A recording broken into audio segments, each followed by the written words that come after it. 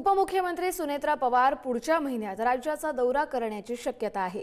अजितदादा स्मृती यात्रेच्या माध्यमातून राज्यभर दौरा करण्याची शक्यता आहे। पक्ष नेतृत्वाच्या भूमिकेतून सुनेत्रा पवार यांचा हा पहिलाच राज्याचा दौरा असेल। याच संदर्भात अधिकचा अपडेट घेऊया आपले प्रतिनिधी ज्ञानेश्वर सौतमल यांच्याकडून। ज्ञानेश्वर,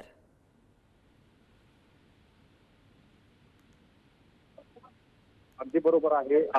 पुढच्या काही दिवसांमध्ये सुनेत्रा पवार ज्या राज्याच्या उपमुख्यमंत्री आहेत आणि पक्षाची सगळी जबाबदारी ही सुनेत्रा पवार यांच्यावरच येणार असल्यानं तशा पद्धतीचं नियोजन राज्य दौऱ्याचं केलं जात आहे। अजित पवार स्मृती यात्रा अशा पद्धतीचं नाव या राज्य दौऱ्याला दिलं जाईल अशा पद्धतीची देखील माहिती मिळते।